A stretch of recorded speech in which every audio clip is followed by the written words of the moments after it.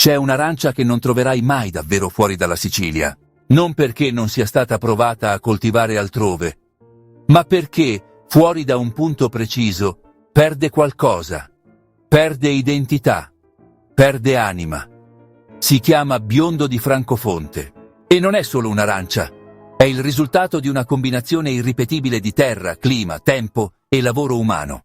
Francofonte non è mare, non è costa, non è una cartolina, è entroterra siciliano, è una terra dove il sole batte forte di giorno e la notte raffredda l'aria in modo deciso. È una terra che non regala nulla, ma restituisce molto a chi la conosce. Ed è proprio qui che nasce questa arancia. Il biondo di Francofonte cresce su terreni particolari, terreni influenzati dalla presenza antica della lava dell'Etna, terreni ricchi di minerali, ma poveri di acqua superficiale. Questo costringe le radici a scendere in profondità, a cercare nutrimento lentamente, a stabilire un equilibrio naturale che non può essere forzato. Quando una pianta cresce in condizioni comode, produce quantità. Quando cresce in condizioni difficili, produce carattere. E il carattere, in agricoltura, diventa sapore. Questa arancia matura lentamente. Non viene spinta, non viene accelerata. Assorbe il sole durante il giorno e il freddo della notte. Questo continuo sbalzo termico concentra gli zuccheri, rafforza la polpa, dà al frutto una dolcezza naturale che non stanca. Chi la assaggia lo capisce subito. Non pizzica la lingua, non è aggressiva, è succosa, profumata, equilibrata. Ha un gusto pieno, ma pulito.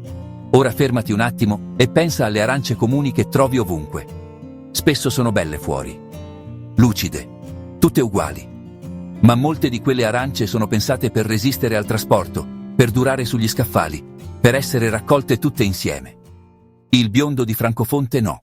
Questa arancia non nasce per l'industria, nasce per essere mangiata, non per essere conservata a lungo, non per viaggiare per migliaia di chilometri.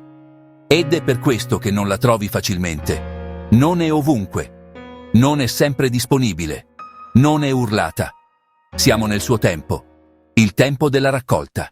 Tutto parte dalla fioritura, un momento delicato. Se il clima è sbagliato, si perde tutto. Poi arrivano i mesi dell'attesa, le piogge che possono aiutare o danneggiare, il vento, le escursioni termiche, le notti fredde. Ogni stagione lascia un segno sull'arancia. Ogni anno è diverso e questo significa che il prodotto non è mai identico a se stesso. Chi coltiva il biondo di Francofonte lo sa bene. Qui non si raccoglie a caso, non si raccoglie tutto insieme. Si raccoglie quando il frutto è pronto. Uno per uno, a mano. Ogni arancia viene guardata, toccata, valutata. Se non è all'altezza, resta sull'albero.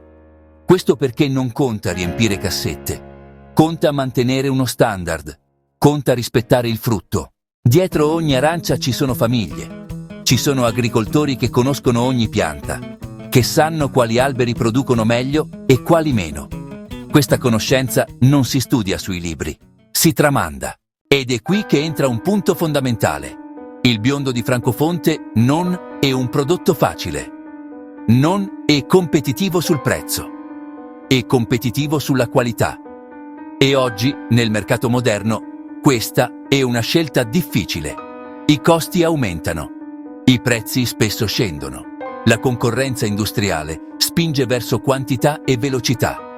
Molti agrumeti vengono abbandonati, molti giovani scelgono altre strade e ogni volta che un campo viene lasciato non si perde solo un raccolto, si perde un pezzo di paesaggio, un sapere, un equilibrio costruito in decenni. Il biondo di Francofonte non si può delocalizzare.